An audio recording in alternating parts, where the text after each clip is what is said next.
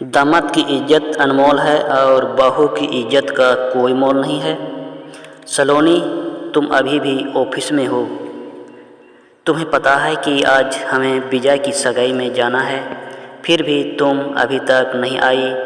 कहा था कि एक दिन की छुट्टी ले लो, लेकिन तुमको ऑफिस का काम ससुराल वालों से ज़्यादा प्यारा है। फ़ोन पर ही संजय सलोनी पर नाराज़ होकर बोला, संजय, मैंने तुम्हें सुबह ही बता दिया था कि मैं सगाई पर नहीं आऊँगी। तुम्हें बुलाया है तो तुम ही जाओ, सलोनी ने धीरे से कहा और फ़ोन रख दिया। उसके फ़ोन रखते ही संजय फिर उससे कॉल करने लगा। आखिर तुम चाहती क्या हो? सबके सामने तुम मेरी इज्जत का तमाशा बनाना चाहती हो।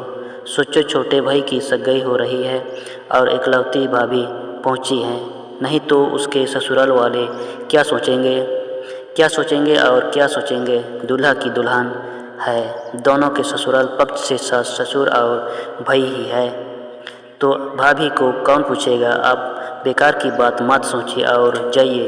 अरे हाँ, आपकी ड्रेस पेश करके बेड पर रखी है, अच्छे से तैयार होकर जाएगा। सलोनी ने अपने मन के रोष को दबाते हुए कहा, मैं जानता हूँ तुम यह क्यों कर रही हो। देखो सलोनी, इस बारे में हम बाद में नहीं, कल ही बात करेंगे और मैं खुद मम्मी पापा से कहूँगा, लेकिन आज प्लीज़ मेरे साथ चलो।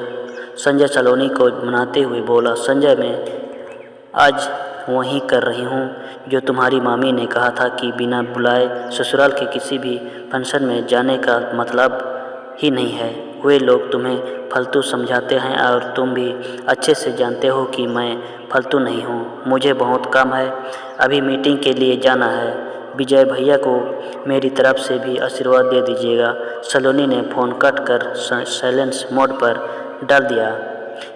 क्या कहा बहू ने, वो आ रही है या नहीं? मैंने सुबह ही कहा था कि आज ऑफिस ना जाएं, लेकिन मेरी यह सुनता कौन है। पद्मा जी गुस्से में गड़बड़ाने लगी। मामी, अपने सलोनी से ये कहा था कि उसे विजय की सगाई में चलना है। संजय ने बदतमीजी से पूछा तो उसे हैरानी से देखने लगी।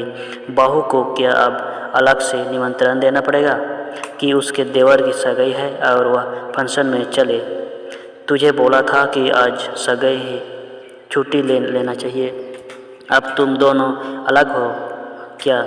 पद्मा जी टुनक का बोली, हम दोनों अलग नहीं हैं, लेकिन फिर भी हम दोनों के बीच बहुत कुछ अलग है। और ये मैंने या सलोनी ने नहीं बल्कि अपने कहा था। याद है जब सलोनी के भाई की शादी थी, तब सलोनी के पापा घर पर आकर कार्ड दे गए थे, लेकिन उस समय आप और पापा जी चाचा जी के पास गए हुए थे।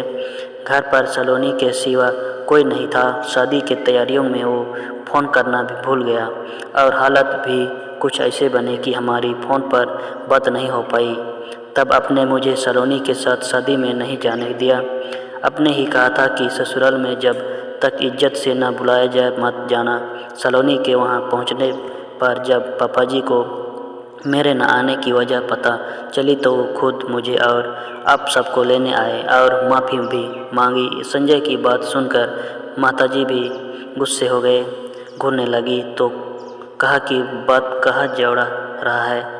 वो तेरा ससुराल है और वहाँ तेरा मान सम्मान कम नहीं होना चाहिए। यह सलोनी का ससुराल है तो क्या उसके मान सम्मान की कोई वैल्यू नहीं? ये तो गलत है। दामाद की इज्जत अनमोल है और बहू की इज्जत का कोई मोल नहीं। आपने जिस हक से मुझे कहा कि भाई की शादी है, हाँ फंक्शन में आगे रहना है, तो बहू से क्यों नहीं कहा कि तुम्हारे देवर की शादी है, भाभी का फर्ज निभाने के लिए तुम्हें सभी फंक्शन में सबसे आगे रहना है। आपने मान लिया कि वह तो बहू है तो उसे बिना कहे ही सब जिम्मेदारी निभानी होगी। संजय की बात सुन पद्मा जी सोच में पड़ गई। क्या सोच रही है? भगवान, बहू को फ़ोन करके हक से उसे डांट लगाओ और तुरंत फंक्शन में पहुंचने को कहो। नीरज जी ने पद्मा जी से उसका फ़ोन लिया और सलोनी को फ़ोन लगा दिया। बहू, कम तुरंत बांधो करो और सगाई में आ जाओ। अपनी बड़ी बहू के बिना मैं छोटी बहू का स्वागत कैसे करूँगी? और हाँ, मैं माफ़ी नहीं मांगूंगी बोलो तो उसके बदले तुम्हारे साथ म्यूजिक पर कमर जरूर हिलाऊंगी। अब ज़्यादा इंतज़ार मत करो, जल्दी आ जाओ। पद्मा जी बोलते बोलते भावुक हो गई। भावुक तो सलोनी भी हो गई थी। उसने फ़ोन पर ही कहा, नहीं मामी जी, अब कभी देर नहीं होगी। दामाद की इज्जत का ख्याल रखना। अगर ससुराल वालों का फ़र्ज है तो यह फ़र्ज बहू के लिए क्यों नहीं।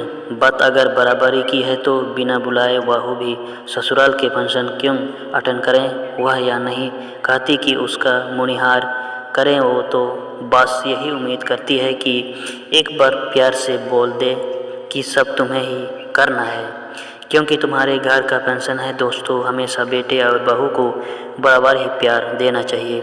और कहानी कैसी लगी कमेंट बॉक्स में ज़रूर बताइए, और कहानी अच्छी लगी तो चैनल को सब्सक्राइब, वीडियो को एक लाइक ज़रूर करें। धन्यवाद।